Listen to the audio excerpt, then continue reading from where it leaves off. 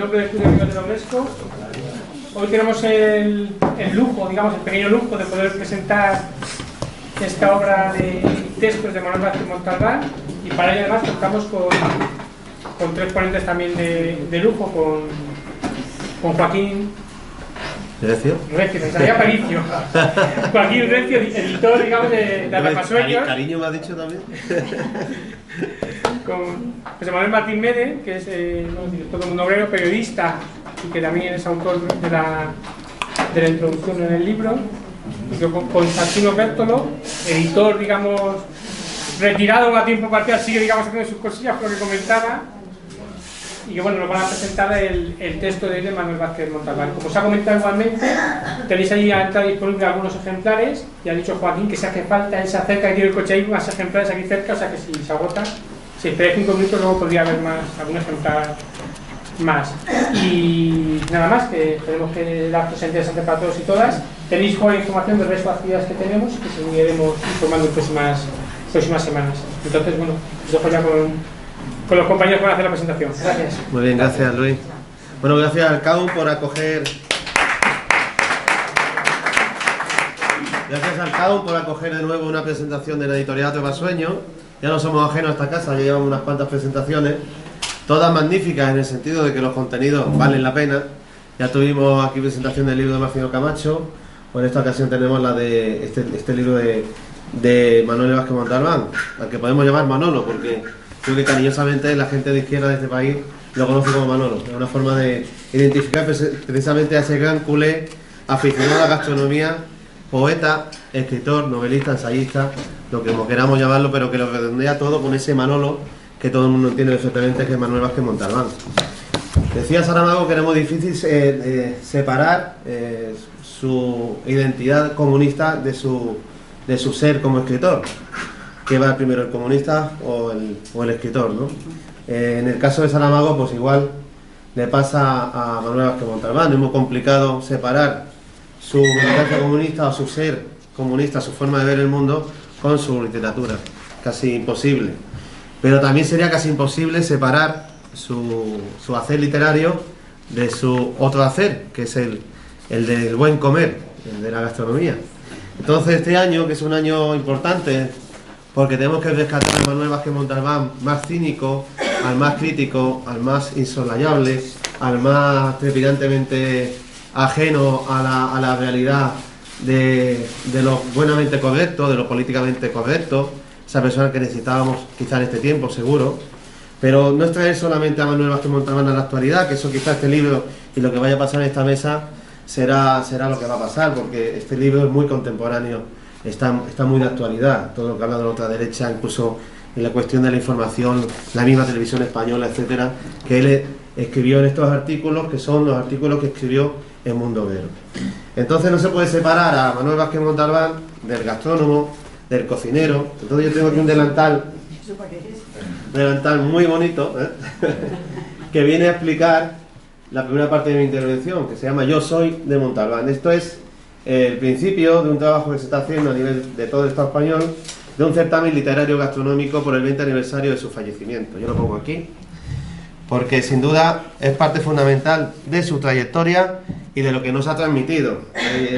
Desde hace unos años tenemos un grupo de amigos de la cocina de Vázquez Montalbán, que estamos en Facebook, y vamos compartiendo algunas recetas, incluso algunas recetas de propio Carballo, ¿no? O de Biscuter, o algunos personajes que intervienen en sus novelas. Vázquez Montalbán no se le puede, no se puede, vamos, si queremos conocerlo bien como lo que fue, no podemos olvidar dos textos fundamentales, como su informe sobre la información, de que Meden dará buena cuenta, que parte de su estudio introductorio tiene como referencia este texto, que fue fundamental, o el manifiesto subnormal, ¿no? Que esto es una teoría, es una visión de la literatura, del hacer, del quehacer literario, ¿no? Y también, por supuesto, no se puede olvidar lo que es la gran saga de Carballo. Bueno, este quizás no es el libro más interesante, Asesinato en Claro del Rey, porque es un vómito contra la serie que le hicieron en televisión española, pero sí es verdad que eso compone lo que es la cosmovisión. Anda, bien ha venido Víctor, mira, decía que no venía y al final ha venido.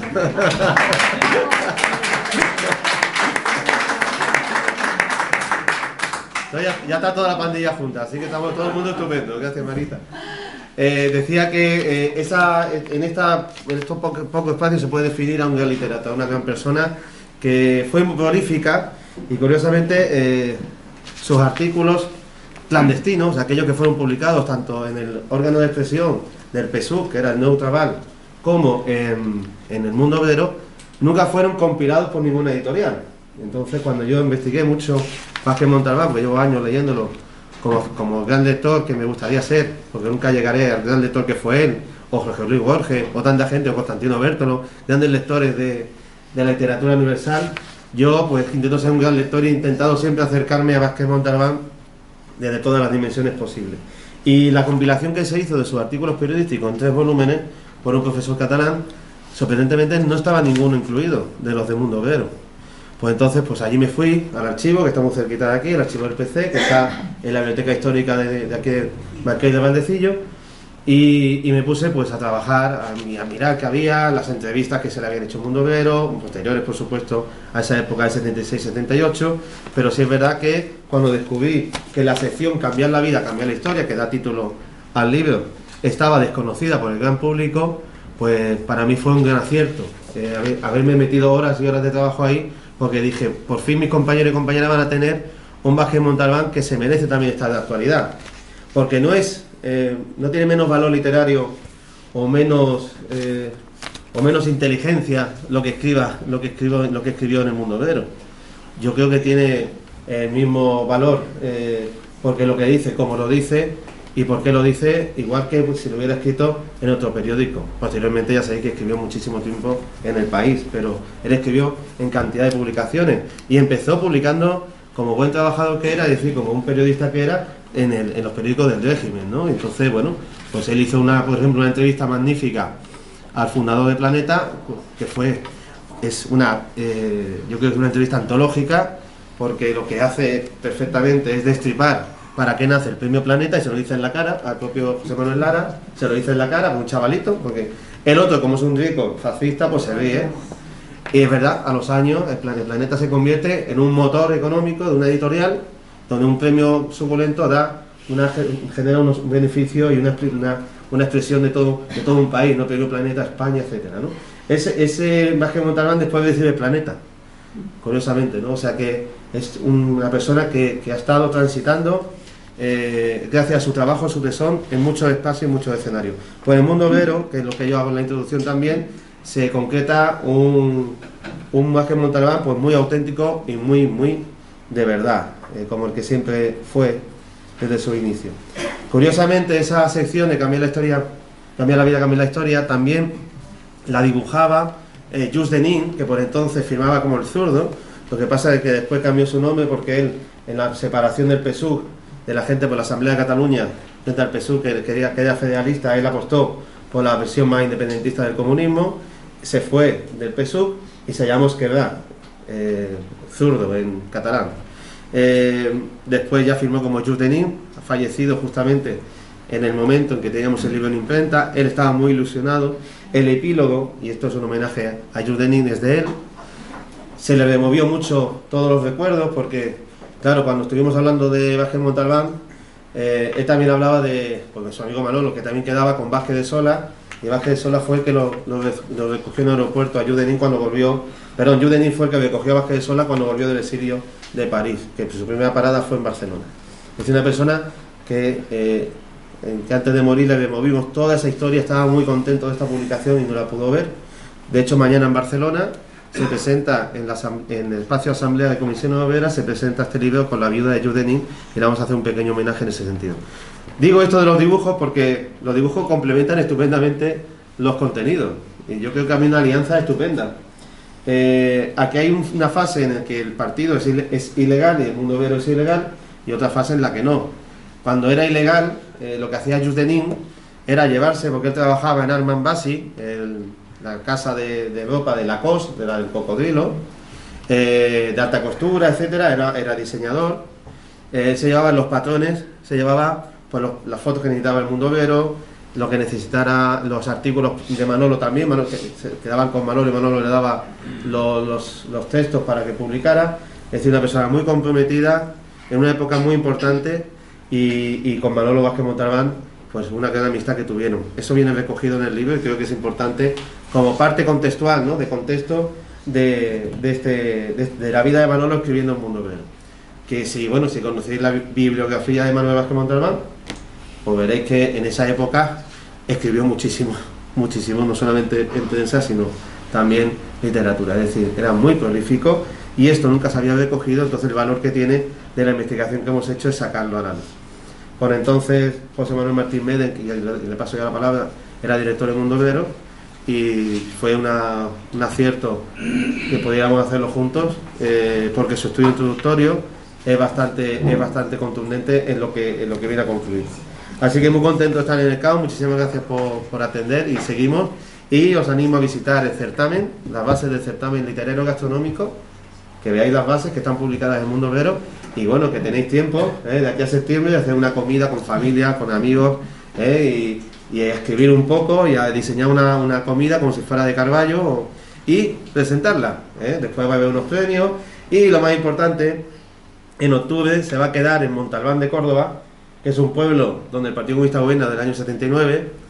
Allí el PSOE no se puede hacer ni la lista, es decir, no ha habido lista este año, por ejemplo, del PSOE, pero sobre todo un pueblo culturalmente muy rico, con una asociación de cine que se llama Verdem, con una asociación de carnaval, con la Peña Flamenca, es decir, una estructura de un pueblo pequeño, no es un pueblo grande, son 6.000 habitantes, pero magníficamente construido, en armonía, con la gente trabajando, etcétera, en el ajo, en el aceite, en diferentes industrias agroalimentarias, pero trabajando siempre con una conciencia de cultura increíble.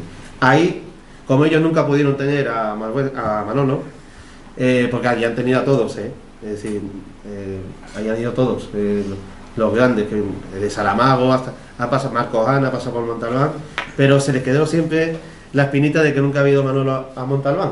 Entonces, pues Montalbán va a ser la anfitriona de un encuentro estatal donde ya veremos cómo se organiza, pero lo más seguro que vayamos con nuestras recetas, que compartamos con profesionales de la cocina, etcétera, etcétera. Eso. Así que os invito a meteros en el mundo de la cocina y a recordar a Manuel Vázquez Montalbán gracias a su literatura. Así que, gracias.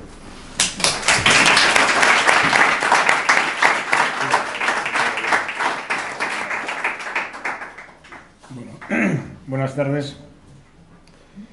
Bueno, muchas gracias al CAO por invitarme, muchas gracias a Joaquín Recio, director de la editorial, por contar con mi presencia. La verdad es que tengo que felicitarlo por este libro, que verdad es un libro que curiosamente es un libro inédito. En ese sentido me parece un trabajo extraordinario que esté ahora. Hay un prólogo de José Manuel Martín Meden, hay otro prólogo de Rosa Regás, digamos, y del propio Joaquín, que yo creo que explica muy bien los aciertos, los méritos del libro y los aciertos de Montalbán. Yo tengo que decir que, en fin, que me parece que son toda una serie, muchos artículos y artículos francamente interesantes. Yo diría que la mayoría o todos ellos. A mí me han interesado, por decirlo tontamente, algunos aciertos especiales, algunos de esos aciertos que tenía Montalbán de acertar en una frase o una expresión. Por ejemplo, me ha gustado el concepto de estatuto de la convivencia. Frente a la lucha de clases, el estatuto de la convivencia me parece que es un concepto que se puede manejar. En los aciertos que tiene a hablar en aquellos momentos sobre el papel de las mujeres y de los jóvenes en el movimiento comunista, ¿no? A mí me gusta especialmente cuando habla del colonialismo tecnológico, que es una cosa que en aquellos momentos no nos podíamos imaginar ahora lo que ha llegado a ser, sí, con todas las plataformas, internet, etcétera, etcétera. Me parece que ese adelanto que hace es ya un mérito importante. También me gusta un término estético que se llama el desencanto estético. El desencanto estético que provoca, por ejemplo, por decirlo así, bueno, pues el nuevo PC. O sea, el nuevo PC, yo diría un PC de corte, vamos a llamarle eurocomunista, democrático, etc. Me parece que son conceptos que hay ahí y que todos están bien. Pero con todo creo que hay que aprovechar la aparición de este libro para acercarse a la figura de Vázquez Montalbán desde una perspectiva alejada de lo que podríamos llamar el santoral comunista. Me parece que yo creo que a él justamente no le hubiera gustado nada verse alzado a los altares. Me parece que tanto en Comios en Montalbán, me parece que a él no le gustaría. Me parece que hay que considerar todas, o habría que considerar en alguna obra, pues todo el conjunto de su obra y de su personalidad y analizar las luces y las sombras que seguramente también existen a lo largo de su carrera. Bueno, en cualquier caso, a mí me parece lo importante de este libro es que este libro permite acercarse a él en tanto intelectual comunista. Este concepto me parece que es un concepto que es el que hay que manejar o habría que manejar a la hora de analizar estos textos. Yo me voy a centrar básicamente en los textos publicados en Mundo Obrero. Evidentemente, aparte de un intelectual comunista, bueno, pues es un especialista en gastronomía, un gran novelista, etcétera, etcétera. Pero yo quiero reflejarme en concreto en lo que habla este libro. Ese, lo que diríamos así, diríamos que es un intelectual comunista en dos campos, que son el mismo, pero no el mismo. Es un intelectual comunista europeo, y por lo tanto, digamos que atraviesa lo que llamaríamos la historia y los dilemas del comunismo europeo en aquellos años. Me parece que es importante. Y es en concreto, yo creo que quizá es la parte más interesante, dado que escribe Mundo Obrero, me parece que es un intelectual comunista militante. Esto es importante. Y en concreto es militante en y del Partido Comunista de España. Este es el dato de que no sea solo un intelectual comunista, sino que es un intelectual comunista de un Partido Comunista de España en un momento histórico concreto. Y evidentemente el lado concreto de esa historia se va a ver reflejado en la propia aparición de estos artículos. ¿Intelectual en qué sentido? Intelectual en el sentido que él propone en uno de los textos que se llama Intelectuales y Compromiso, el publicado por La Fin, años más tarde, donde se recoge y donde se da por bueno que la función de los intelectuales, dice, es no tener función, o a lo sumo consiste en convertirse en conciencia de todas aquellas quiebras de la realidad no asumidas por los partidos políticos apostantes por el cambio económico, político y social. Es decir, él se presenta como un intelectual comunista crítico, con el comunismo desde el interior y desde las propias organizaciones comunistas.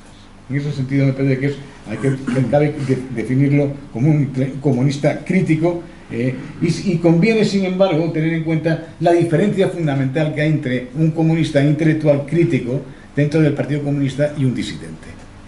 Vázquez Montalbán siempre perteneció y nunca se salió del Partido Comunista.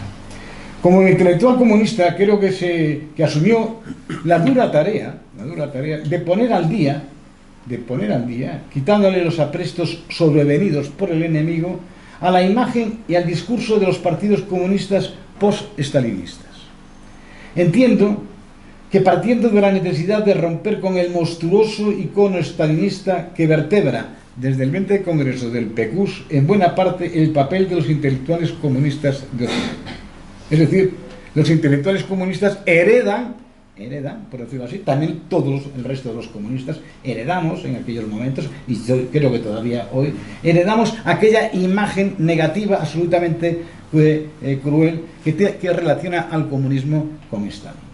La dura tarea en el caso de Vázquez Montalbán requiere además un esfuerzo especial, porque no solo tenía que romper con la imagen creada a nivel europeo, a nivel universal del comunismo como estalinismo, sino con la imagen que se crea durante 40 años durante el franquismo. Es decir, el Partido Comunista, los comunistas como los crueles, los tiranos, los asesinos, etcétera, etcétera. A partir de ahí, a partir de ese hecho, es cuando él empieza a crear su tarea. Digo, en algún momento de este libro dice concretamente: pesa sobre nosotros, los comunistas, el miedo a favorecer la imagen de enemigos de la sociedad que nos ha construido la sociedad. Yo creo que cualquiera que haya tenido relación con el Partido Comunista sabe que esto es algo que todavía hoy sentimos la necesidad de justificarnos, la necesidad de decir que, oigan, nosotros somos comunistas, pero no somos estalinistas, no somos aquellos que dicen ustedes, etcétera, etcétera. Me parece que esto es algo fundamental. Esa necesidad de romper con esta imagen dominante del comunismo, entiendo que es una de las constantes políticas más permanentes todavía hoy en el marco del comunismo español. Un miedo que habría que analizar, desde mi punto de vista, hasta qué punto todavía hoy no produce sus efectos. Dice un autor, Martín López Guerra, que los comunistas españoles tienen miedo a parecer demasiado comunistas. Algunas veces parecería como que tienen que pedir disculpas. La tarea de renovar esta imagen, el discurso y los modos y los modales de los comunistas en España, esa es una tarea que va a llevar a cabo a lo largo de sus artículos, concretamente por muchos de esos que están en este libro, Vázquez Montalbán. Ese propósito, sin duda, el que ha dado lugar o permite establecer de forma seguramente confusa relaciones entre Vázquez Montalbán como intelectual del partido y lo que llamaríamos aquella onda nueva del comunismo que se llamó en su momento el eurocomunismo. Evidentemente, él no se identificaba con el comunismo, pero evidentemente participaba de aquella onda de novedad que representaba el eurocomunismo. De ahí, por ejemplo, su empeño en otorgar, conceder, en hacer ver el marchamo de democrático al partido, de identificar el comunismo con la democracia, que hasta tiempos recientes se venía contraponiendo tanto fuera como dentro de los propios partidos comunistas. Y a veces, en aquellos años, algunas veces todavía hoy, da la impresión de que los comunistas tenemos la obligación de ser más demócratas que el Papa, más papistas que el Papa. Vázquez Montalbán, intelectual comunista, es alguien que actúa en un paisaje y en un tiempo donde el debate de fondo era, señala por ejemplo el investigador Juan Andrade, señala el debate de fondo a nivel europeo, a nivel universal, pero sobre todo a nivel europeo, el debate se discutía sobre la posibilidad de diseñar una estrategia viable de camino al socialismo a finales de los años 70, en un momento en que ese horizonte, la verdad es que resultaba simplemente muy complicado. Intelectual del PC de su tiempo, de finales de los 70, del final del franquismo y del inicio de la transición democrática. Es decir, de un partido, aquí hay quienes lo hemos vivido y quienes lo han representado en aquel momento de forma muy clara, de un partido atravesado, por ejemplo, aquel partido, por el dilema del leninismo sí o leninismo no. Y en consecuencia, las consecuencias estratégicas que esto suponía sobre el peso a otorgar, el peso que se le iba a otorgar a la vía pacífica parlamentaria, electoralista, mediática, no leninista, que se estaba proponiendo aquel partido en aquellos momentos, sin renunciar a la meta final de llegar al socialismo. El pensamiento, desde mi punto de vista, el pensamiento comunista de Manolo Vázquez Montalbán era claramente no leninista. Y digo no leninista, y atención, que no he dicho antileninista. No es lo mismo ser no leninista que antileninista. Por ejemplo, no es leninista desde el momento en que él reniega, veas el texto sobre la Carta de los 77, reniega del socialismo impuesto sobre la concepción de una minoría mesiánica e iluminada que imponía sus certezas a una mayoría objetivamente interesada en el proceso revolucionario. Renuncia y rechazo, por tanto, de aquel concepto fundamental en el leninismo, que es que la conciencia viene de fuera, y sus consecuencias organizativas. A partir de la conciencia que viene de fuera, un partido se organiza de una forma diferente a otra. Negación, por tanto, importante. Y hay que decir que, sin embargo, también en ocasiones, en otros textos, parece ponerse en duda. Cuando, por ejemplo, hablando de Rafael Alberti, lo ve como representante de una promoción de gigantescos escritores al servicio de la verdad fundamental de la palabra. Escritor, dice sobre Rafael Alberti, cuya función sería investigar el sentido de las cosas y enseñar al que no sabe leer o mirar libremente. Esto, curiosamente, sí que es una recuperación del concepto de que la conciencia viene de fuera. Alguien enseña a leer, alguien enseña a ver. Este dilema, en mi opinión, sigue estando vigente de forma latente o expresa en el Partido Comunista actual.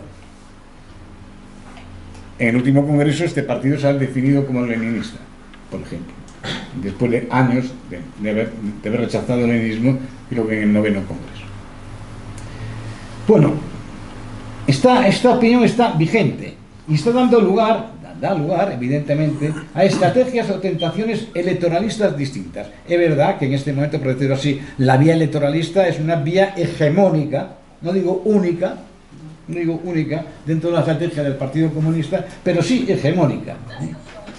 Y ahora bien, dentro de la tendencia que predominante electoralista, cabría distinguir hoy, y lo vemos en algunas actuaciones, en algunas propuestas, cabría entender o diferenciar entre un electoralismo que lo que se propone es simplemente seducir al posible votante, o bien un electoralismo que lo que pretende es enseñar, seducir o enseñar.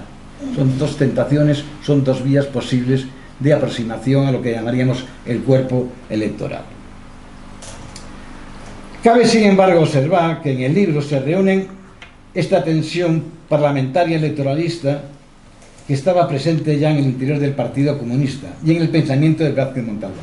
Por ejemplo, en el texto sobre libertades y alternativas reflexiona sobre qué hacer con las libertades democrático-burguesas. Y en conclusión, dice que son las libertades que no hay que rechazar, ni mucho menos, sino que hay que aprovechar. O en otro texto, en el misterio del feedback, habla de la vía electoral como un espejo interno y externo, en plan de dime espejito mágico si voy bien por aquí o voy mal por aquí. En ese sentido, diríamos que los resultados electorales debían de ser una respuesta, o debían de enseñar al propio partido y a los propios militantes si está haciendo bien su trabajo de aproximación a las masas o no. En realidad creo que la raíz de estas cuestiones estratégicas, que entiendo que atravesaban al Partido Comunista durante aquellos años, como fondo, ya están presentes incluso en el propio título del libro y en el rótulo que él eligió para sus artículos publicados en Mundo Obrero. Cambiar la vida, cambiar la historia. Bueno, desde el punto de vista teórico, todos quizá podríamos recordar que desde el punto de las posiciones más ortodoxas, este orden de factores, cambiar la vida, cambiar la historia, bueno, es discutible. En el sentido de que, desde el punto de vista de la ortodoxia, no sé si marxista-leninista o marxista simplemente, diría yo, lo que parecería lógico, lo que se presumía, era que había que cambiar la historia para poder cambiar la vida. Me parece que este dilema es un dilema que yo diría que atraviesa toda la historia del PC de las últimas décadas, y hay que decir que a Montalbán no le parecían que fuera dos tendencias o dos prioridades contrapuestas. Le parecía que tanto cambiar la vida y cambiar la historia podían ir de la mano.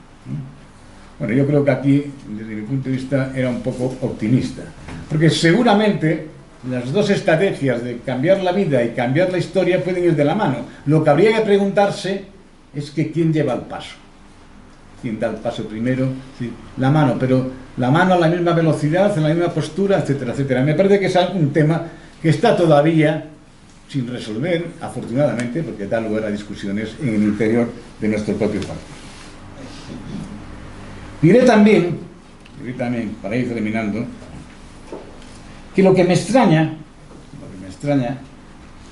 y me hace reflexionar sobre la relación entre Vázquez Montalbán y la política concreta del Partido Comunista de España en aquellos años es la ausencia, en estos textos, de reflexión en estos artículos publicados en Mundo Obrero sobre temas tan discutibles y tan discutidos en aquellos años, en aquellos momentos, como fueron, por ejemplo, la aceptación de la monarquía, la aceptación de la bandera rojigualda, la entrada en la discusión de la Constitución y, sobre todo, por ejemplo, otro espacio de enorme discusión que, sin embargo, no aparece reflejado en estos artículos, es el famoso tema de la territorialización del partido.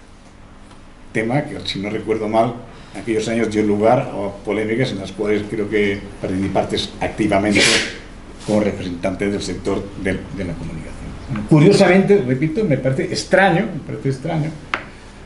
que en estos artículos Montalbán pasa, por decirlo así, pasa por encima. Esta ausencia, ahora que ya todos hemos leído a Lacan, sabemos que una ausencia es una forma de presencia. Esta ausencia no deja de ser llamativa. También me ha llamado muchísimo la atención, y aprovecho también que está aquí el actual director de Mundo Obrero, el que durante estos años se está produciendo en el Mundo Obrero, bueno, por ejemplo, unas historias increíbles, entre otras el fracaso espectacular del Mundo Obrero Diario. Bueno, la ruina del Mundo Obrero Diario, de aquellos famosos 100 millones que se fueron recaudando.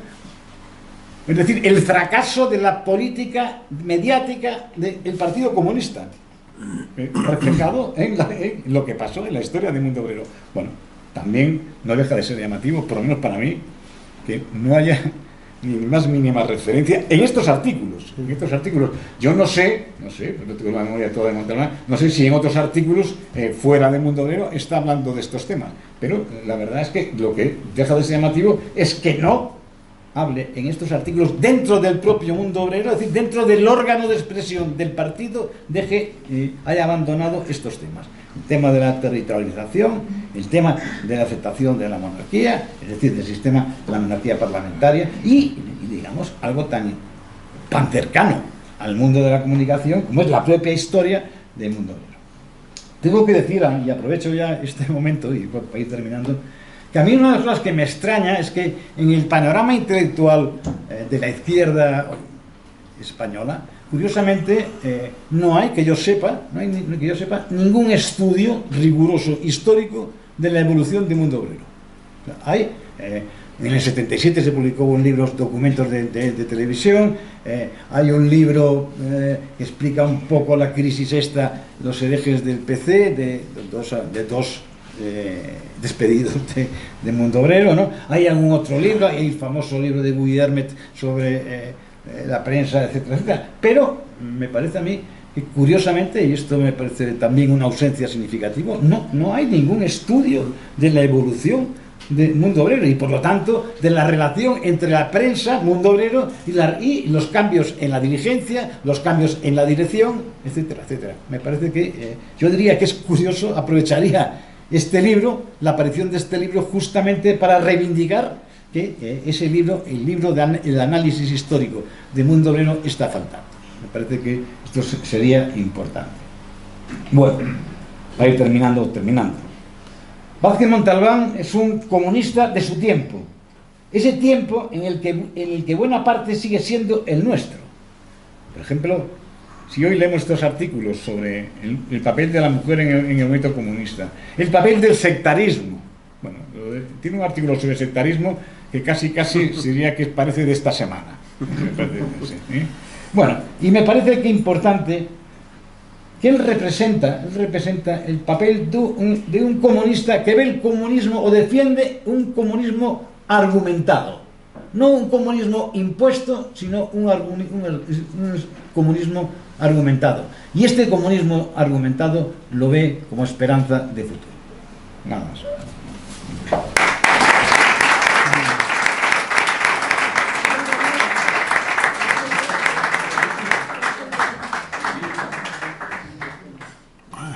Bueno, gracias al CAUM por la invitación y la organización de este acto, y gracias a todos vosotros y vosotras por estar aquí, sobre todo porque Manuel Vázquez Montalbán me parece que se lo merece. Una aclaración previa: yo ya no soy director de Mundo Obrero, he sido director durante casi 3 años, pero ahora la nueva directora es Marga Sanz. ¿Desde cuándo? Desde el reciente congreso.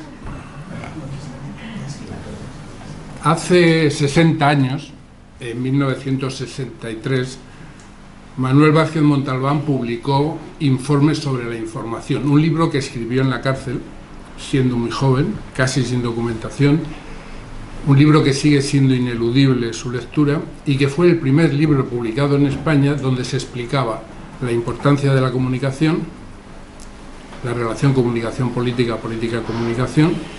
Se describía el escenario de la información en aquella época del franquismo y, lo que es más importante, se anunciaban las transformaciones que se iban a producir en el proceso mediante el cual la información se ha ido convirtiendo en mercancía, y se advertía que la izquierda debe tener, lo que todavía no tenemos 60 años después, una buena política de comunicación. Él escribió en el 1963, Informes sobre la información. 10 años después, el libro gris de Televisión Española, y en 1980 su trabajo más amplio y ambicioso sobre comunicación y política, que es el titulado Historia y Comunicación Social, publicado en 1980. Hace 60 años, Vázquez Montalbán denunciaba, y son sus palabras, utilizo sus palabras, la incapacidad de la izquierda para concebir y desarrollar una política de comunicación, la falta de una estrategia política para inventar un nuevo lenguaje que comunique ideas nuevas de una nueva manera. Bueno, esto es algo que todavía no hemos resuelto. No hemos conseguido tener una política de comunicación. Y a Vázquez Montalbán se le pondrían hoy los pelos de punta, los pocos que le quedaban, al comprobar que mi partido, el Partido Comunista de España, que está en estos momentos actualizando su estrategia política, ha prescindido en esa actualización de la política de comunicación, y que simultáneamente los grupos de elaboración programática en Sumar, los que tienen el encargo de crear el programa político, han prescindido de la comunicación como un elemento. Es decir, 60 años después, lo que denunciaba Manuel Vázquez Montalbán sigue siendo exactamente igual. Vázquez Montalbán tiene un reconocimiento absolutamente justo y merecido como periodista, como ensayista, como novelista, no tanto como poeta, y eso le dolía. A pesar de los elogios de alguien que sabía muy bien de lo que hablaba, como Blas de Otero, nunca fue reconocido al mismo nivel su faceta de poeta como la de periodista, ensayista y novelista. Pero a mí me parece que lo que nunca se ha tenido de verdad en cuenta, como la que yo creo que es la mayor aportación de Vázquez Montalbán a la izquierda, y sobre todo a la izquierda comunista, es esa reivindicación permanente de la doble necesidad, por una parte, de incluir en la educación la alfabetización mediática, para que desde la escuela a la universidad la gente sepa leer los medios de comunicación y por lo tanto sepa defenderse de las manipulaciones, y simultáneamente la alfabetización mediática de la izquierda, en este caso del movimiento comunista, para poder actuar en la intervención partidista, teniendo en cuenta que la política es comunicación y la comunicación es política. Y si eso no se tiene en cuenta, pues se producen los desastres, que sería muy largo enumerarlos ahora, pero que todos tenemos en nuestra cabeza. Él decía al final, en uno de sus últimos libros, que había pasado 30 o 40 años predicando en el desierto, advirtiéndole a la izquierda que había que tener una buena política de comunicación, y nunca lo consiguió. Dijo que había sido una labor fracasada, eran las palabras que utilizaba, una predicación en el desierto. Yo quiero recordar fundamentalmente lo que él denunciaba, lo que recomendaba y lo que advertía. Es decir, hay que tener en cuenta que estamos hablando de un libro, el de Informes sobre la información, escrito hace 60 años en la cárcel, con poca documentación y por un periodista muy joven y en pleno franquismo. Bueno, pues él en aquel libro anunciaba lo que iba a suceder, y decía: 1. que si la mayoría no tenía la defensa de conocer los medios por dentro, de saber igual que leer y escribir, leer los medios de comunicación, la mayoría iba a estar indefensa por ausencia de esa alfabetización mediática, y en lugar de poder utilizar los medios para controlar al poder, el poder utilizaría los medios para controlar a la mayoría de la población. Hace 60 años nos lo advertía. Advertía hace 60 años que íbamos hacia una gran concentración de la propiedad en los medios de comunicación, en las grandes corporaciones multinacionales que ahora hay, y que a eso se iba a añadir, lo decía hace 60 años, la informatización, que tiene mucho que ver con la precariedad laboral y con la desinformación para la gran mayoría. Decía que la comunicación iba a terminar siendo un gran negocio en el que la información sería procesada como una mercancía. Es en lo que estamos. Anunciaba que la oligarquía financiera se apoderaría de las grandes corporaciones de la información, combinando los negocios con la rentabilidad política. Y anunciaba hace 60 años en la cárcel, con 20 y tantos años, que se establecerían poderosas redes de televisión internacional. Bueno, todo lo que él anunciaba se ha ido produciendo. Poco a poco se ha ido produciendo, y en el libro de Historia y Comunicación Social, en 1980, advertía que estábamos en un proceso, y en ese proceso estamos todavía, en el que, y son sus palabras, se produce una progresiva conversión de la comunicación en persuasión social para orientar el consumo de ideas y mercancías. Es decir, yo creo que no se ha valorado lo suficiente la pedagogía que Vázquez Montalbán intentó introducir en la izquierda con poco éxito, para explicar la importancia de la comunicación como un elemento imprescindible de cualquier política y de cualquier estrategia. Al mismo tiempo que anunciaba lo que iba a suceder, hacía una serie de advertencias o recomendaciones, ¿no? Primero, que había que, lo que ahora se llama la alfabetización mediática, que es introducir desde la escuela a la universidad la enseñanza sobre los medios de comunicación, para, igual que aprendemos a leer, hay que aprender a leer los medios y conocer sus trampas, para que no nos puedan manejar. Él, en 1995, en otro libro titulado Panfleto desde el planeta de los simios, decía textualmente, son sus palabras: si aún queda en 1995, hace casi 30 años, si aún queda una cierta capacidad de fijar criterios progresistas en la educación, que se aplique a introducir la enseñanza obligatoria de la descodificación mediática en la escuela. Al mismo tiempo, insistió, como ya he recordado anteriormente, en la necesidad de la alfabetización mediática de la izquierda, es decir, de que la izquierda, para poder comunicar nuestra política, tenemos que tener una política de comunicación. Si no, sucede lo que ha sucedido tantas veces, que es la falta de visibilización y la desaparición a la hora de la intervención en el escenario social. Poco caso le hicieron en esa alfabetización mediática de la izquierda.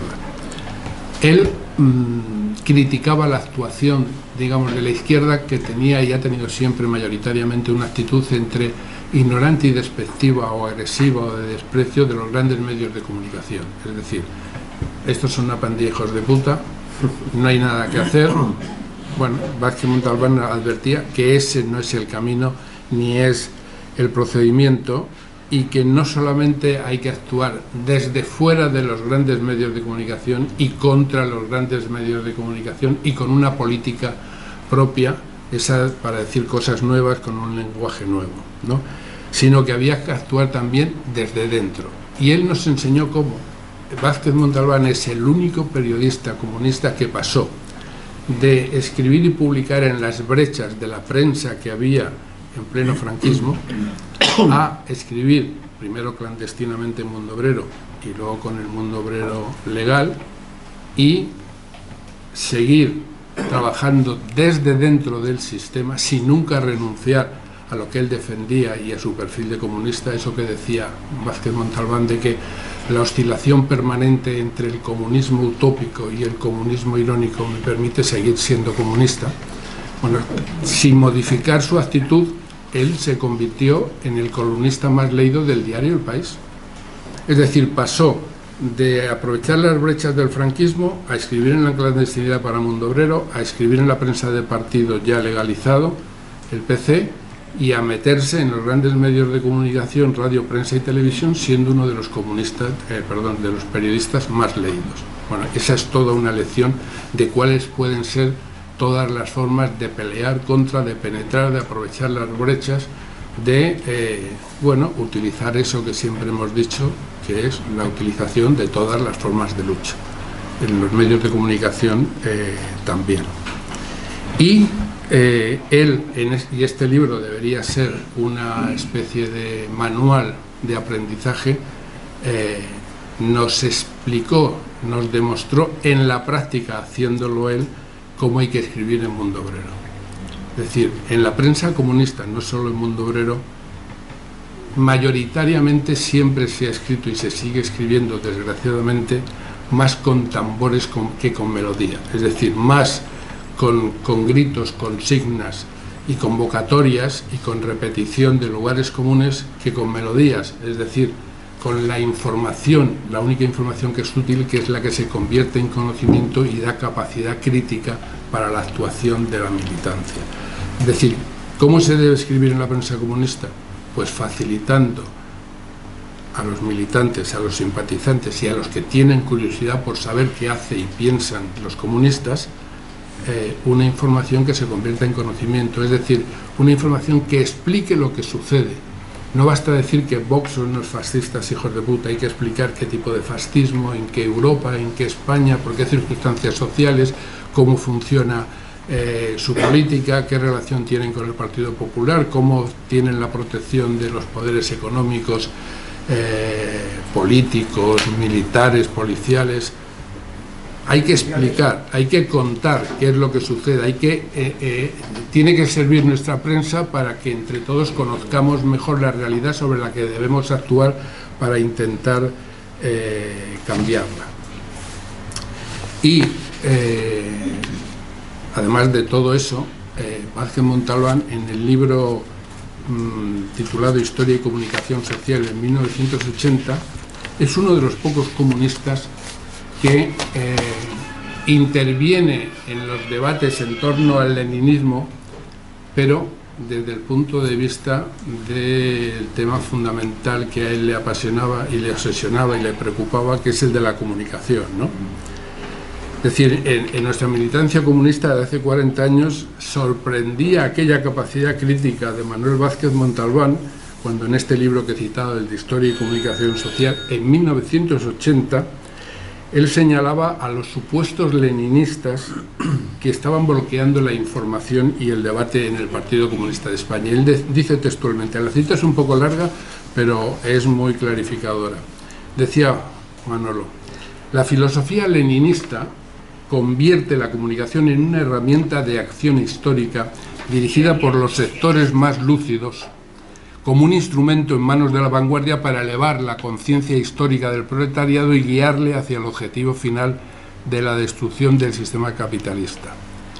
Pero, 1980, Partido Comunista de España, escenario español. Pero, decía, el presupuesto leninista se ha llevado en la práctica hasta unas últimas y discutibles consecuencias que arrasan cualquier posible discrepancia.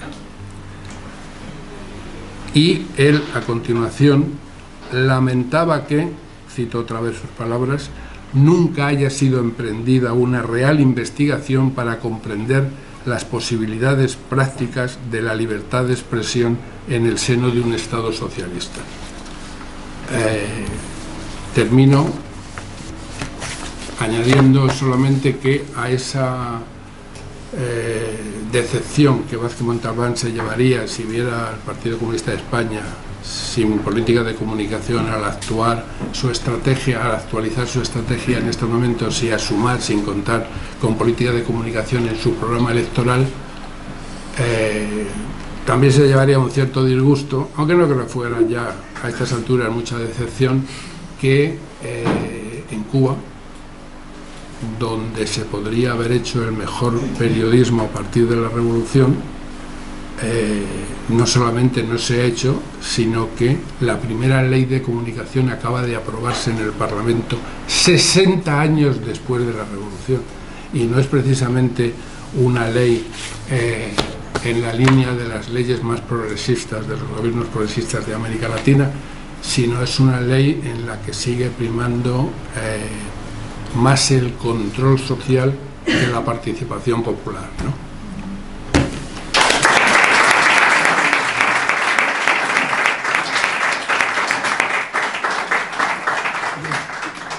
Bueno, si os parece, las dos perspectivas han sido increíblemente interesantes, tanto la identidad del intelectual comunista como la apertura que ha hecho Meden sobre el tema comunicación.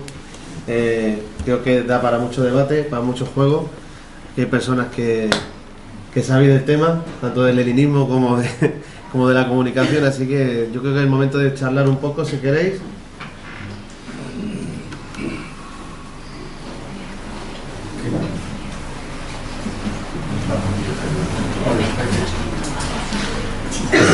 Venga. ¿Yo soy el primero? Sí, el primero. Podría decir algo de más. No, vamos a ver, es muy interesante lo que habéis planteado.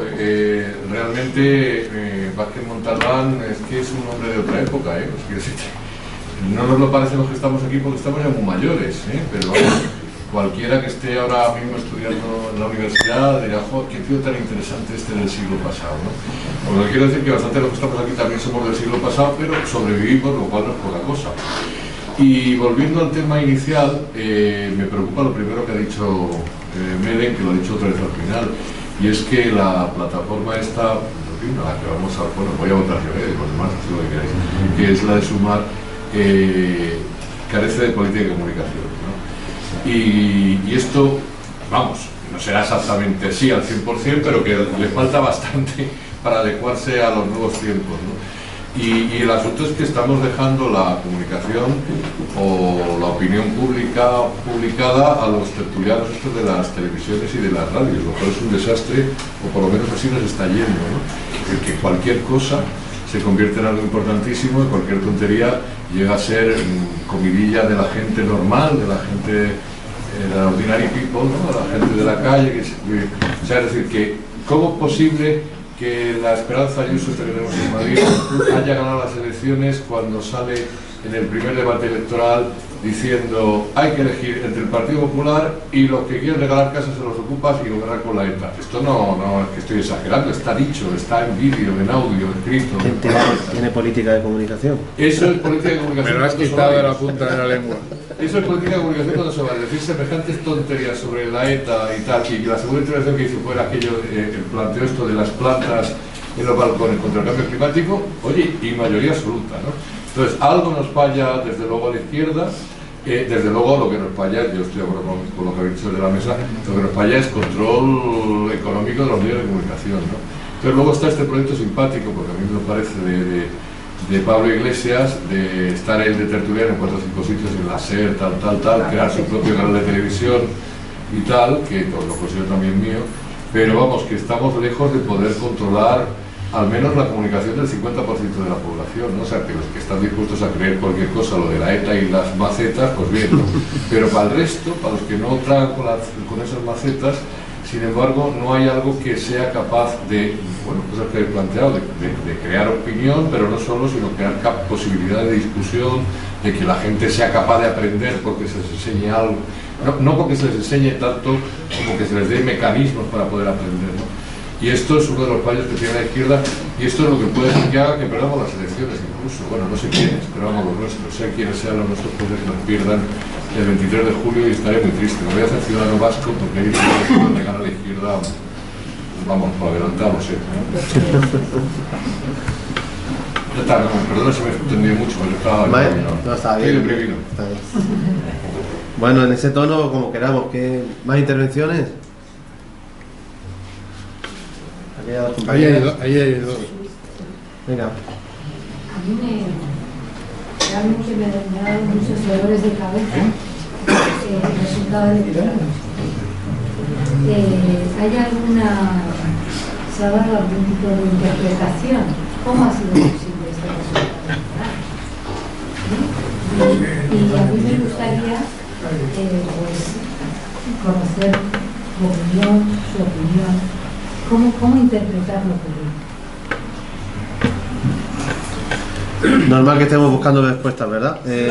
La siguiente compañera. Bueno, a mí me gustaría saber de qué manera se puede combatir este analfabetismo mediático al que usted hace referencia, más aún ahora con la disrupción tecnológica que se enfatiza de manera determinante, diría yo, especialmente a raíz de la pandemia, donde usted encuentra detractores y partidarios en este mundo. ¿Cómo de alguna manera lograr paliar o ayudar esta situación que es tan compleja? Porque de alguna manera aboca en gran medida a la desinformación en todo ámbito. Hago una intervención más, si queréis cerramos este turno y... venga. Yo creo que tenemos un problema ideológico serio. Seguro que nuestra política de comunicación podría mejorar, seguro. Pero ese es el problema. Si mejoráramos la política de comunicación, ¿cambiaríamos el escenario político y social? Yo me permito dudar. La derecha no tiene ninguna política de comunicación, bueno, tiene las grandes cadenas y tal, pero evidentemente las cosas que dicen ni son inteligentes, ni convencen, ni nada, y ganan las elecciones. ¿Qué es lo que pasa? Porque están transmitiendo unos valores, están transmitiendo unos objetivos, unos modos de vida que tienen predominio en la sociedad. ¿Cuál es el mensaje de la izquierda? ¿Qué mensaje enviamos a la izquierda? ¿Cuáles son nuestros valores? ¿Cuáles son nuestros valores? Estamos todavía discutiendo la bandera. He oído aquí algunos comentarios. Pero eso, en fin, yo no tengo ninguna respuesta, solo hago esta reflexión. Seguro que tenemos problemas de comunicación, problemas de explicar qué es lo que queremos, pero más probablemente sea que no sabemos muy bien lo que queremos. ¿Más reflexiones por allí?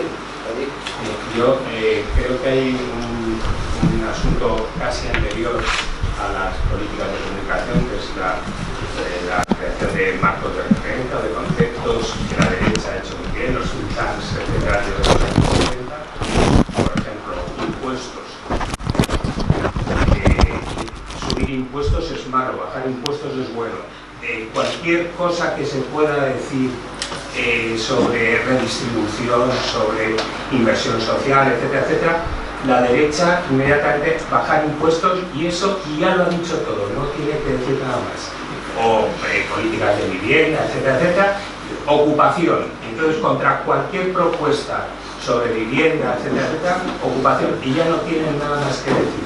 Y yo creo que la derecha tiene esa ventaja, que ha acuñado ya una serie de referencias que son indiscutibles, que la izquierda no ha combatido ni ha opuesto unos conceptos alternativos o contrarios a esto, ¿no? Y que habría que empezar por ese trabajo de elaborar conceptos indiscutidos, que permitan contraponerse dialécticamente en cualquier tertulia, de cualquier tertulia, etcétera. Te sacan bajar impuestos y ya ahí no dice nadie nada.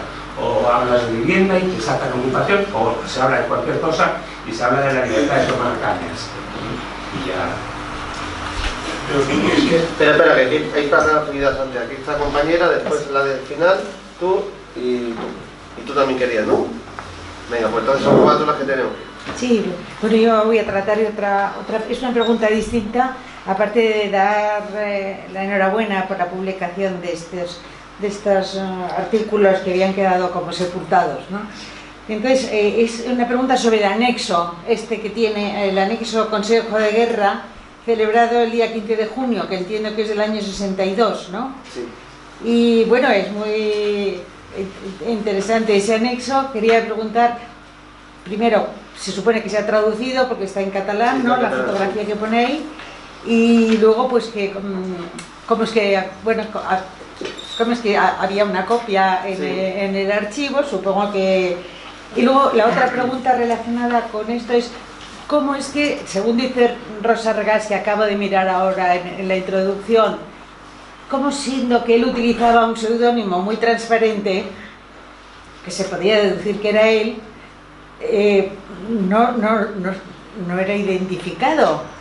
La propia Rosa dice, pues yo no me di cuenta de que era él el que escribía esto, cuando el nombre que utiliza es cambiando un poquito su apellido y la manera de ser se deduce, ¿no? Que es él. Bueno, estas son preguntas más bien dedicadas a la obra de él que no al momento de las elecciones, que supongo que es un tema que ahora predomina, pero era por centrarme en el libro. Como una cosa muy concreta la contesto, porque lo demás más reflexivo y ya de palo. Bueno, me llamo Carmen Ruiz y muchas gracias. Carmen, ese consejo de guerra estaba en catalán. El partido tiene en el archivo cantidad de escritos que son transcripciones que hacía la militancia para dar informe al Comité Central. Entonces, seguramente este documento también lo tenga el PSUV, que lo tendrá en el archivo de Comisión Obrera de Cataluña, no sé, pero seguramente lo tendría. Al que le sorprendió muchísimo que el Consell de Guerra estuviera en catalán fue a Rosa Regás. Dice, ¿cómo la documentación se escribe en catalán? No estaba perseguido, bueno, estaba perseguido, no estaba defendido, pero la gente seguía escribiendo, cantando y militando en catalán. Entonces, el Consell de Guerra está en catalán. Es muy interesante porque viene la propia Ana Sayés, que está en el proceso, ¿no? Que estuvo en la cárcel, la mujer, la compañera de Manolo, se sorprendió porque nunca había visto el acta este. Es muy bueno porque porque ahí se desprende también cómo era el personal cuando pasaba por comisaría y por el juicio, gente excelente. Estaba en catalán.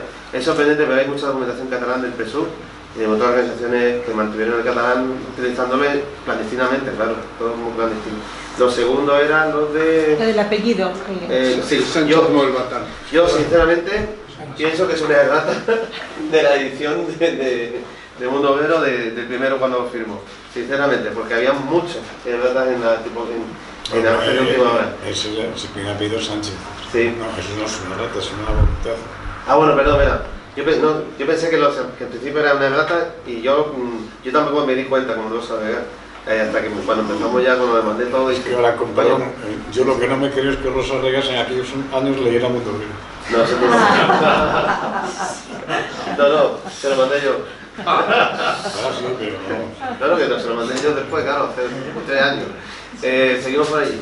Sí, mira, tengo que hacer una pequeña puntualización a lo que ha comentado el compañero de que falta ideología. Es imposible que falte ideología, la ideología lo atraviesa todo.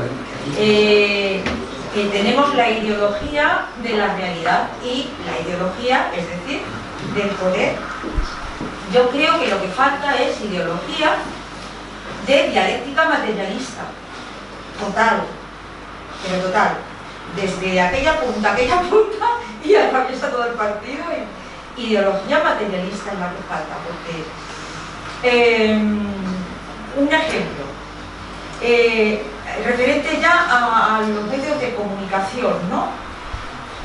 Constantemente, y el otro día tuvimos una reunión para hablar de los nuevos medios de comunicación y un taller de medios, de cartelería, tal y cual. Y les digo, bueno, ¿qué es ese cartel que además se ha repetido una campaña en otra de que no nos jodan la vida? ¿Qué me quieren decir con eso? O sea, ¿qué explica eso? Bueno, pues frente a ese cartel, yo hace 2 días en Quevedo veo uno extraordinario, envidiable, pagado además por la Comunidad de Madrid, en azul todo él, hace alusión al metro, a la defensa de los derechos de la mujer y ten cuidado, no cruces la línea roja porque estás en peligro. Y era todo el cartel en azul y un trocito rojo abajo. Ese era el peligro. O sea, me pareció de una capacidad, o sea, de un contenido subliminal tremendo. Bueno, lo puedo leer, lo tengo aquí. Mirad, dice, no te pierdas, es el grande. La agresión verbal o física nunca está justificada. Si cruzas esa línea, estás perdida, o estamos perdidos. La línea está roja. Una blanca y el resto rojo. Y luego pone un globito tipo Google y dice, estás aquí, cerquita de la roja. El respeto mutuo es el camino, no te pierdas. El otro lado es el rojo, pequeña. Yo me quedé asombrada con ese ejemplo de cartelero. Yo creo que sí, tienen la mejor gente, la pueden pagar, tienen los mejores másteres en publicidad, hacen todo. Y nosotros tenemos una juventud joven que me explica cómo se tiene que hacer un cartel y me dice, le digo, oye, ¿y este cartel, esta bota en esta campaña feminista, qué te parece más una bota de... No, es que falta, ya digo, yo creo que es dialéctica materialista. Es decir, pues eso, lo que significa la dialéctica materialista. Estamos interesados de su ideología. Creo, perdón. ¿Un atendimiento? Estamos bien, más reflexiones. Tenemos aquí 3 palabras. De aquí pasamos de ti a ti y a ti. Son 3. No, pero cualquiera de los dos. No, bueno, en mi caso era un poco abundar en lo que estaba diciendo, en un momento en el que se habla de la comunicación, pero ¿qué cojones es la comunicación? Si estamos inmersos en un proceso de, no sé, para sintetizar, de mentira, en la que absolutamente todo es una falacia, ¿qué se comunica? Si hemos visto el ejemplo que decía de que la maceta vende, y la ecología se sintetiza en pon una maceta en tu... O temas como el que decía esta chica sobre... ha habido un debate que científicamente no se sostenía y que ha sido capaz de llevar a un montón de gente en contra del gobierno incluso. Entonces, el tema de la comunicación es un tema tremendamente complejo. Tremendamente complejo. En el momento actual, en donde ni tan siquiera existen, porque en los tiempos de Vázquez Montalbán por lo menos había canales. Ahora los canales son tan dispersos y tan abiertos y llegan de tantas maneras y además los manejan ellos, que es lo común. Porque es que las plataformas desde las que nos emiten los mensajes están totalmente mediatizadas, o sea, están totalmente, los famosos algoritmos te determinan cuál puede obtener o no esta información, con lo cual el problema de la comunicación es ahora bastante más complejo de que se podría llegar a plantear, aunque lo preveía, pero no se metió en el charco, no estaba en él, no sé, era un poco en la línea de lo que decía la persona. Sí, bueno, muchas gracias por todas las intervenciones, yo creo que están siendo muy interesantes. Habéis hablado tanto de leninismo como de, bueno, Vázquez Montalbán, y yo estoy convencido de que fue toda su vida un intelectual comunista, ¿no? Pero yo creo que hay un factor para entender su obra y la repercusión de su obra y sus, a veces, paradojas, ¿no? Yo creo que Vázquez Montalbán forma parte de toda una generación, ¿no? que vivió la propia destrucción del materialismo histórico. O sea, yo creo que en muchos de sus artículos y en poemas también, él habla de las derrotas. Montalbán nació en el año 39, una vez medita sobre ello, ¿no? Bueno, las derrotas nace en el año de la derrota por antonomasia en el Estado español, vamos, en España, mano de fascismo, pero claro, hay que leer la historia del PC, la historia de toda la izquierda, hasta principios del siglo XXI, que murió, ¿no? Yo creo que Vázquez Montalbán, yo siempre lo he leído muy en relación, o sea, era un gran intelectual que al mismo tiempo tenía una gran ambición comunicativa y poética, ¿no? Vázquez Montalbán era un hermano gemelo, por decirlo así, de otro gran Manolo, que fue Manuel Sacristán. Y yo creo que para Manuel Sacristán, yo estoy convencido de que aquí en este país no se le publica, apenas se le lee, apenas se le cita, y es uno de los grandes errores intelectuales ideológicos que tenemos. O sea, hemos tenido al materialista histórico más destacado en la segunda mitad del siglo XX y no le hemos hecho ni puto caso.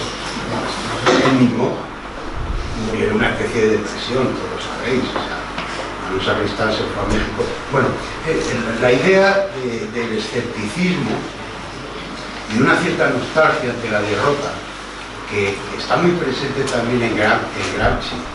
Creo que Vázquez Montalbán tiene mucho de un lector lúcido de Gramsci y que ha conformado toda una tendencia del comunismo español que sigue viva. Es la de que hemos sufrido tantas derrotas que tenemos mucho problema para creer en verdades inamovibles. Eso que se puede decir quizá de toda la izquierda del autocomunismo europeo y mundial, pero que aquí lo hemos vivido de una manera muy profunda.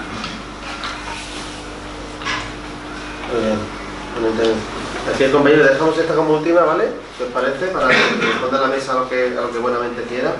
Bueno, yo creo que criticar y averiguar los errores está muy bien. Y a mí me ha parecido muy interesante la intervención, principalmente la de Constantino, y he tomado nota lo más que he podido con esa intención de aprender. Y sí, evidentemente saco una conclusión que tenemos que modificar y ver cómo se cambia la política de comunicación. Pero de eso a la autoflagelación hay un punto. Y en el debate yo creo que ha surgido algo de autoflagelación, es decir, que no tenemos ideas y perdona, yo no sé en qué mundo vive la gente. Ya creo que la izquierda tiene ideas. Por hablar de lo último, los documentos que han elaborado para sumar es una copia de ideas. Ya me gustaría a mí que sabérmelo yo más o menos de memoria, porque evidentemente hay un problema evidente y es que estamos en una fase muy aguda del capitalismo. Estamos en una fase muy aguda en la que Angela Merkel mandó, digamos, deshacer una votación que miembros de su partido hicieron, porque hicieron un pacto con la extrema derecha, pero que el actual líder de los populares europeos está encantado con Meloni, o que el PP ya no se cuida para nada, es decir, estamos en una fase muy avanzada. No quiero entrar en frases del imperialismo como último estado del capitalismo, pero por ahí van los tiros. Y entonces aquí es muy difícil hacerlo. Que haya que estudiar y haya que aprender, por supuesto. Autoflagelación no, porque ideas sí que hay, ya creo que hay, yo las tengo. Yo no sé si otras personas no las tendrán. Y conozco a muchas personas y muchos artículos de personas que sí las tienen. Claro que las tenemos. Y por fin una nota respecto a Cuba. Yo también tengo muchos elementos de no conformidad con la política de Cuba, pero me voy a esperar a exponerlos a que desaparezca el bloqueo y desaparezca el estado de sitio. Cuando ese bloqueo, ese estado de sitio desaparezca, yo sí haré críticas públicas de la política cubana. Mientras tanto, no. La compañera ha pedido también la palabra, terminamos con ella, ¿vale? Mi propuesta en forma de pregunta es: ¿qué piensa la mesa de lo que está ocurriendo aquí mismo en esta sala? Se ha presentado un tema, que es Vázquez Montalbán en esta publicación. Y sin embargo, el público que estamos aquí lo estamos relacionando. Mi pregunta es: desde la información, ¿se atiende suficientemente al proceso que el que va a depositar el voto sigue en la decisión?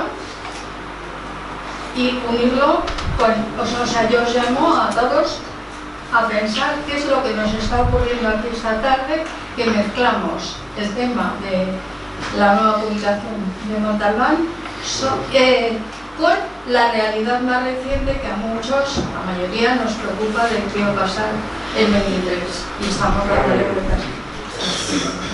No sé si me Sí, perfectamente. Oye, muchas gracias por todas las intervenciones. Yo voy a hacer un comentario breve. partiendo del reconocimiento previo de que me considero incapaz de analizar cuáles son las causas por las que se ha producido el reciente resultado electoral. No sé si será una incapacidad personal o abrumado por la realidad, pero me considero incapaz en estos momentos de hacer un análisis sobre las causas de los resultados electorales. Sobre la política de comunicación y la ideología, vamos a ver. Cuando hablamos los que lo decimos de que no hay una política de comunicación, no estamos hablando solo de el cartel de la llave morada en las elecciones, que explica muy bien, llegada la práctica, lo que produce no tener política de comunicación. Es decir, ese cartel en la campaña electoral de la llave de Madrid no merece más comentarios. Pero no estamos hablando tampoco de no aterrizar en el siglo XXI. Es decir, el próximo fin de semana mi partido, el Partido Comunista, tiene una escuela de verano en la que hay un taller convocado con el título de cuáles deben ser nuestros mecanismos y procedimientos y métodos para nuestra política de agitación y propaganda. Estamos en el año 2023. En el año 2023 no hay que hacer agitación y propaganda, hay que tener política de comunicación. Pero termino. Pero cuando hablamos de política de comunicación, de lo que estamos hablando es de lo que decía Lenin antes de la Revolución. Es decir, Lenin antes de la Revolución decía: el periódico del partido es la base de la organización. Si eso lo trasladas a las nuevas tecnologías y al siglo XXI, puedes sacar las conclusiones. Y añadía: y en ese periódico deben escribir y debatir todas las corrientes del partido. Es decir, el periódico es la base de la organización, de una organización democrática en la que haya un debate para la elaboración ideológica. Eso es política de comunicación. Es decir, me parece muy bien que no se pueda hacer crítica sobre Cuba. Bueno, no me parece bien, comparto que es una posibilidad si no levantan el bloqueo, pero mis amigos del Partido Comunista de Cuba llevan 25 años haciendo comentarios como el que yo acabo de hacer sobre lo que ellos consideran que hay que cambiar en el proyecto cubano de socialismo. Entonces, si lo hacen dentro del Partido Comunista de Cuba, no voy a ser yo el que les diga que no lo hagan, y si comparto sus puntos de vista críticos, es porque comparto sus argumentos. Es decir, si en España y en el conjunto de América Latina se hubiera orientado la solidaridad, mi opinión personal, la solidaridad con Cuba, que es una solidaridad en defensa propia imprescindible, si se hubiese orientado con carácter crítico, es decir, la solidaridad crítica en lugar de la solidaridad incondicional, a lo mejor habríamos salido ganando todo. Pero en esto que estaba hablando de la política de comunicación, es que la política de comunicación tiene que ver con la política, es decir, es la organización, la democracia interna, el debate. Eso es por tener política de comunicación, no solamente hacer un buen cartel y hablar de comunicación en lugar de agitación y propaganda. Es decir, es muy diferente que el periódico del Partido Comunista de España ponga en su cabecera periódico del Partido Comunista de España, a que el Granma ponga en su cabecera órgano del Comité Central del Partido Comunista de España. Porque el periódico no es del Comité Central, es de los militantes, es decir, del partido. Porque el problema es que cuando se dice que no se tiene política de comunicación, se está también aludiendo a lo que decía Anguita. Anguita decía: ¿qué es el socialismo? La democracia llevada hasta sus últimas consecuencias. Y si tú en la política de comunicación interna limitas la participación y no dejas que en los órganos de información y de comunicación participe toda la militancia, estás copiando los métodos de la derecha dentro de la organización de la izquierda, y eso nos hace daño, nos ha hecho daño. Por lo tanto, cuando se habla de política de comunicación, estás hablando de organización, de ideología, de democracia interna, de forma de participación. Es decir, la política de comunicación es una cosa mucho más amplia, es política y es comunicación. Y si tú, es decir, no por tener una buena política de comunicación vas a poder tener una gran capacidad ideológica. ni por tener una gran capacidad ideológica surge una política buena de comunicación.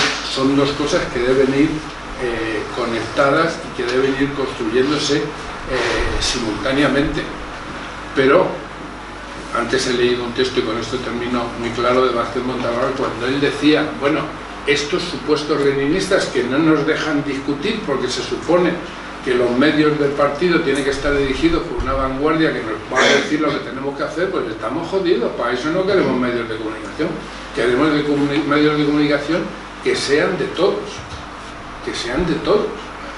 Es decir, que sean de participación. Y puestos a tomar la referencia de Cuba, tú sabrás muy bien que por primera vez se ha aprobado una ley de comunicación y por primera vez, 60 años después, se ha aprobado primero lo que se llama la política de comunicación del gobierno y del Estado, elaborada por el Partido Comunista de Cuba. Bueno, al mismo tiempo se hizo una constitución que se sometió a votación, con un gran debate popular. Lo único que no se discutió fue la política de comunicación, porque se sacó de la Constitución y se impuso lo que el Partido Comunista elaboró para hacer la ley de comunicación. Ese no es un mecanismo, digamos, digno de elogio, y no es tan de más que discutamos. Es decir, yo tengo grandes amigos del Partido Comunista de Cuba que siempre me han dicho, y estoy hablando de conversaciones de los últimos 25 años, la solidaridad incondicional cada vez es más escasa y menos útil. Lo que necesitamos es un acompañamiento crítico, que entre todos discutamos lo que a todos nos afecta para reforzarnos al corregir lo que estamos haciendo mal y entre todos hacerlo mejor.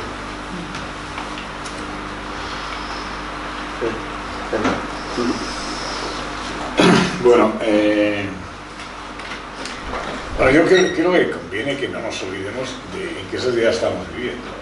Estamos viviendo en una sociedad capitalista en donde los recursos hegemónicos de poder los tiene el capital. O sea, que para entenderlo. Lo que nos debería extrañar es que, por ejemplo, en estas condiciones de dominio del capital sobre la clase trabajadora, hasta el punto de que los trabajadores piensan que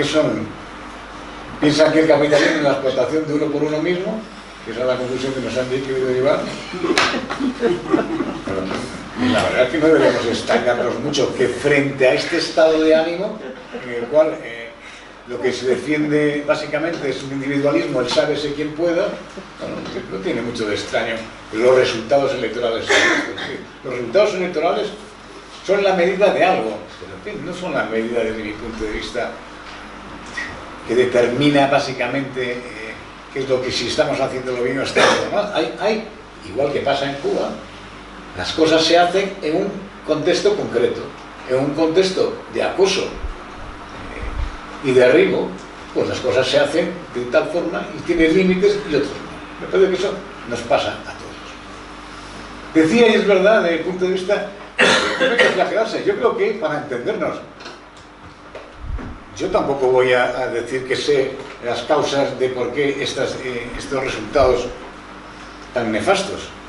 Ahora, también es verdad, y Vázquez Montalbán se atreve en algún momento de estos textos a decir, es su obligación de los intelectuales comunistas dar respuestas, no solo hacer preguntas.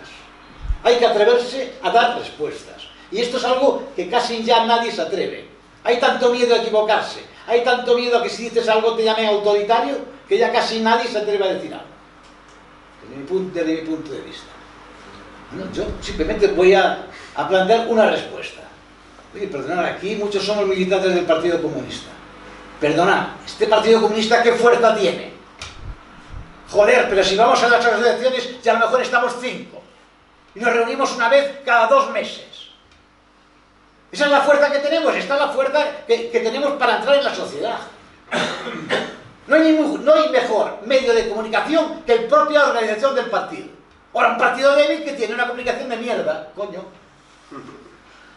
El partido tradicionalmente ha sido su órgano de expresión y de comunicación y de formación. Claro, depende de la fuerza que tenga este partido, pues tendrá fuerza de comunicación, se discutirá dentro del partido, se formará dentro del partido y se tendrá capacidad de promocionar. Con perdón, yo no tengo nada contra la agitación y propaganda. Claro que hay que agitar. Ya me gustaría que cuando uno va al banco hubiera un comunista diciéndole a la gente que entra: ¿sabéis cuántos son los beneficios de este banco?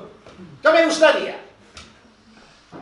Y propaganda, eso es propaganda, que es promover, es promocionar nuestras ideas.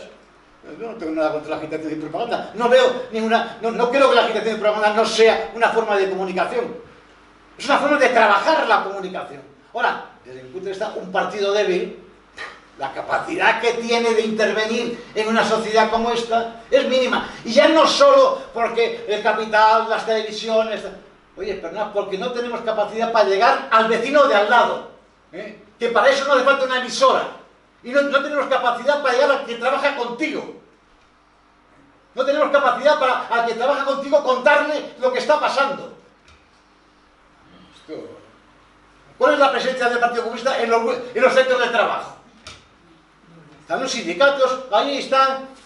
Pero los comunistas en los centros de trabajo están trabajando como comunistas. ¿Dónde tenemos un partido con capacidad para trabajar como comunistas? Perdonad. A mí siempre que me preguntan, o siempre se hace, nuestros dirigentes hablan de, hagamos el balance de lo que ha pasado, mi pregunta es, perdonad, ¿cuántos militantes nuevos tiene este partido? Y este partido lleva años que no crece, años que decrece. Pues si no tenemos capacidad para llegar a ganar ni siquiera nuevos militantes, ¿de qué capacidad tenemos para convencer? A mí no me extraña demasiado esta catástrofe electoral. Bueno, pues lo único que prueba es que estamos realmente militando en un partido débil.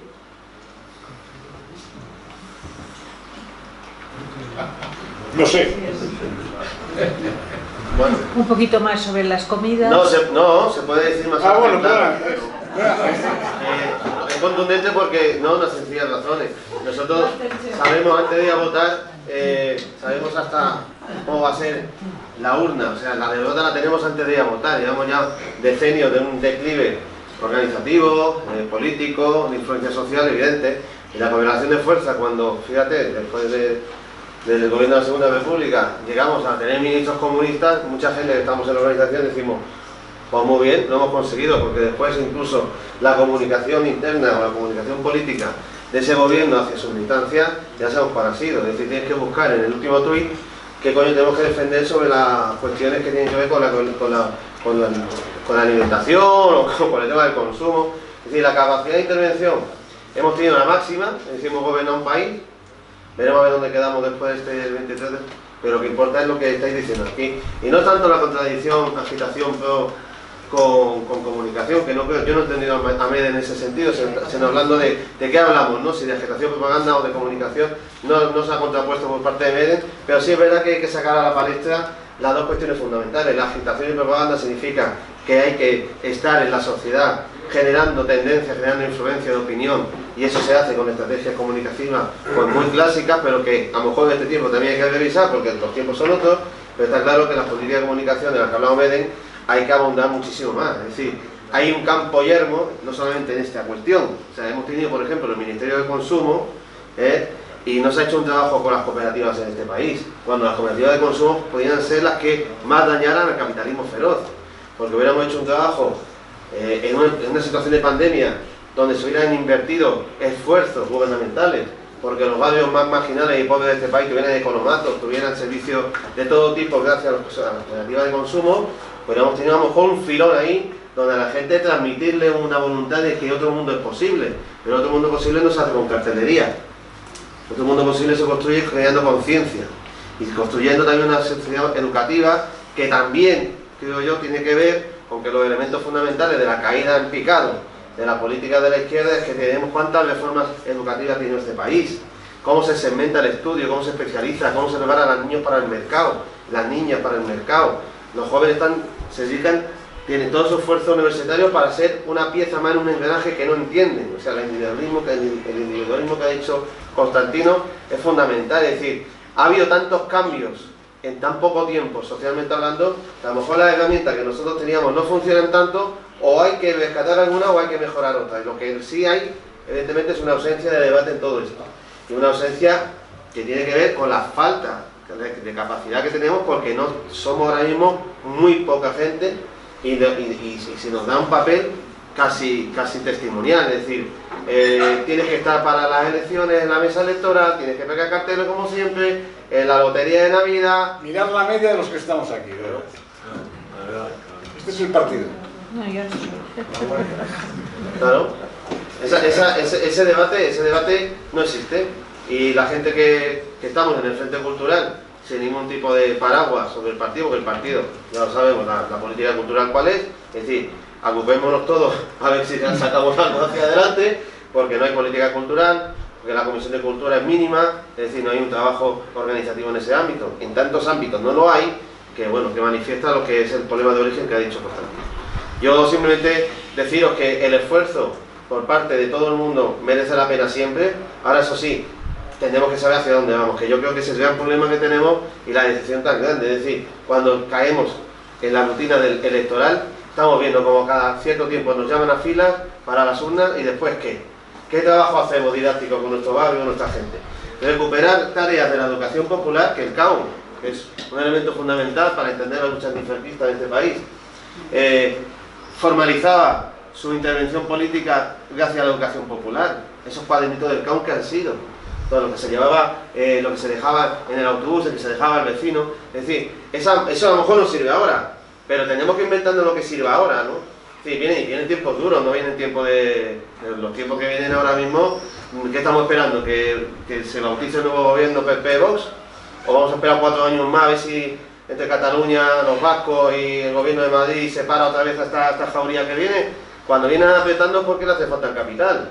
Y el capital necesita ahora mismo mano dura, polarización social, y aquí viene, no sé, Cuba yo creo que más independiente que nunca, Puerto Rico, por supuesto, más independiente que Estados Unidos, que ahora mismo España. España ahora mismo parece una colonia de Estados Unidos. Es decir, sin el centro alemán y franco-alemán que se ha dividido, España ahora mismo está cayendo en picado culturalmente. Aquí somos como Yanquilandia, todos lo celebramos, todo es un puto selfie, desde el punto de vista de los valores. Pero desde el punto de vista económico, la trampa viene por Estados Unidos. O sea, la OTAN, la guerra de Ucrania, el papel de España, lo que hemos hecho con el Sáhara. Aquí hay unos cambios en la geopolítica donde nosotros simplemente somos los de siempre, unos parias. Y somos cada vez menos, nuestra intervención cada vez menor. No por coger un gobierno tenemos más influencia. Porque yo puedo valorar muchas cosas positivas de ese gobierno, pero pienso todas las cosas que se pueden haber hecho. Coño, dame un ministerio y mover el mundo. Joder, inténtalo, ¿no? En el sentido ese yo pienso que el frente cultural es muy importante, el trabajo de comunicación es muy importante, y lo que hacen intelectuales como los que tenemos aquí en esta mesa merece la pena. Y también los que estáis aquí, hay mucha gente aquí muy valiente que estáis haciendo muchas cosas. De hecho está aquí Adolfo Dufour, que es el director de cine, que el lunes que viene en Embajadores a las 7:30, nuevo pase del documental de Luis Cernuda, El habitante del olvido. Es un documental que nos tiramos a la piscina, la gente de Atrapa Sueños, con el equipo magnífico de Adolfo y su equipo, que es un documental que ha tenido un esfuerzo enorme, y ahí podéis conocer a Luis Cernuda en plena poesía, para que conozcáis al gran poeta, porque el poeta habla por sí mismo. Juan Pini hace la voz, Lucía Sojan canta, Gloria Vega interpreta, maravillosa la película, pero se va a conocer a un Luis Cernuda republicano, lojo y maricón, por así decirlo, en el sentido de que es muy contemporáneo en todo lo que dice. Toda esa influencia que podamos tener en la sociedad, hacer una sociedad que genere otro cambio de paradigma, pues está en la cultura, está en el trabajo del día a día. Así que, por ejemplo, el cine, el lunes es un espacio importante. A las 7:30, el lunes 19, en Embajadores. Es la cuarta proyección, si no me equivoco, que se hace en Embajadores. En Zoco Embajadona también estuvo lleno. En fin, poco a poco vamos conquistando, al igual que hizo con la película de Marcino Camacho, porque es el mismo director de la película Lo posible es necesario. Pues hemos conseguido, a bien hecha, si llegamos a 100 cines, a 80 ciudades, bueno, hacer un trabajo. El boca a boca, el hablar con el vecino, todo eso. Así que yo creo que con esto terminamos, si os parece, y muchísimas gracias.